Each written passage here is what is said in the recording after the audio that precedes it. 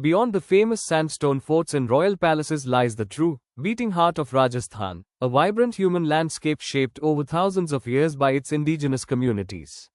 Welcome to an ethnographic journey through the governance, resilience, and rich traditions of Rajasthan's tribal tapestry. To understand this landscape, we look at the macro view. Rajasthan ranks 6th across India for its tribal population. But this community isn't spread out evenly. If you travel south to Udaipur, you'll find the highest total tribal population, while neighboring Banswara boasts the highest percentage concentration. In contrast, the northern districts of Bikaner and Nagaur hold the state's absolute minimums. This demographic landscape is anchored by three major groups: the Meena, who are the most populous, the Bhil, the second largest, and the Garasia, ranking third. Let's meet the demographic giants. First, the Meenas, heavily concentrated in the Jaipur district. Divided into the agrarian Zamindar and the protective Chaukidar classes, they stand today as the state's most educated tribe.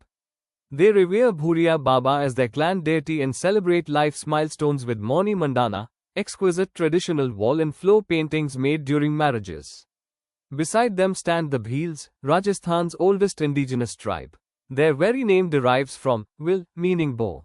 Deeply concentrated in Udaipur, their social units are beautifully distinct. A single home is a tapra, a colony is a fala, and when danger strikes or community calls, their fierce war cry, "Fire, fire," echoes across the hills. Moving into the rugged terrains of Siroi, Pali, and Udaipur, we encounter the Garasia tribe, the romantic traditionalists of the hills. The Garasias practice a beautiful form of marital progressivism. They highly prioritize love marriages, many of which are formally chosen and celebrated at the vibrant annual Beneshwar Fair. Their architectural layout features open courtyards called sra, and they hold peacocks and white animals in sacred reverence. Even in passing, their ancestors are never forgotten, honored forever through stone memorials known as Huar or Hare, with their sacred remains finally immersed in the holy waters of Naki Lake. In the eastern and deep southern pockets, we find two unique groups requiring special state protection.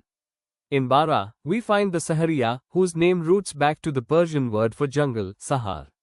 They are the only tribe in Rajasthan recognized with official, primitive tribe status, famous for building unique tree houses called Karuar or Gopna and tracing their lineage to the sage Valmiki.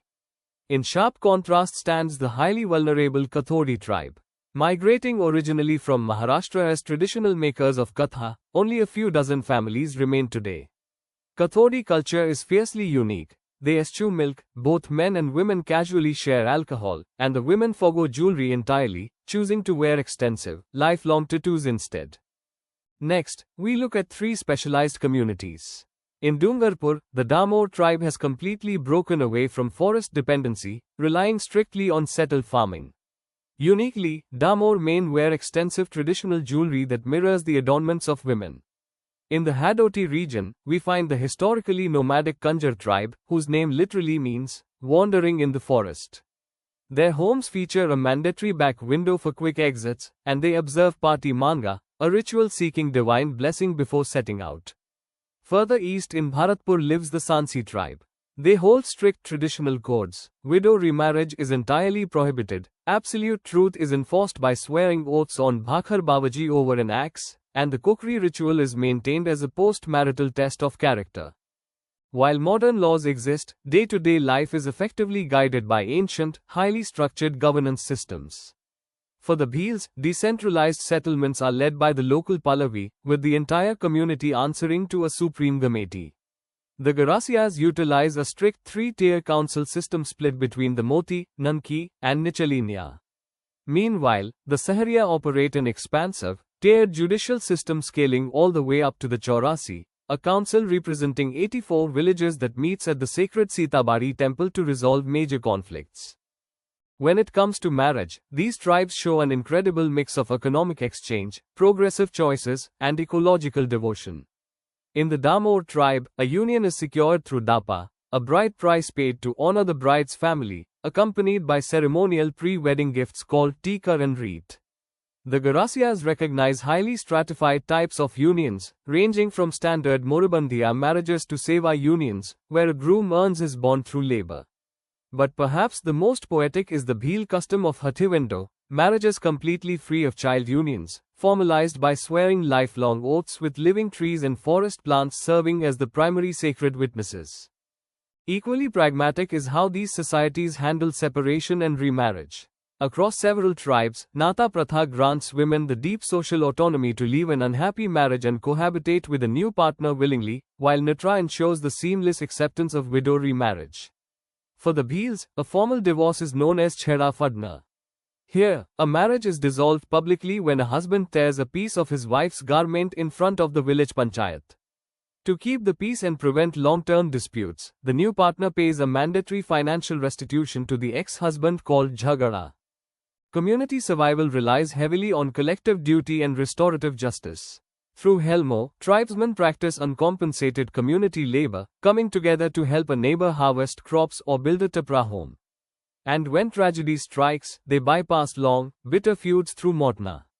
If a tribesman dies under suspicious circumstances or in an accident, the panchayat steps in to mandate that the accused pay a substantial financial compensation directly to the grieving family, effectively restoring community balance and preventing blood feuds. This entire way of life is rooted in a deeply sacred landscape. For the Bhil, divinity is found in totem, living plants and animals that form the basis of their deep environmental protection. The Sahariya look to sage Valmiki as their ultimate first ancestor. The Kanjar and Sansi rely on powerful goddess protectors like Joganya Mata, Chauth Mata, and Sikodari Mata. Finally, the Meenas find protection and ancestral continuity under the watchful eye of Bhuriya Baba. But nothing captures the soul of these communities quite like their kinetic expression. Bhil dances range from Gair to the epic 40-day Gavari ritual and the kneeling Timana marriage dance.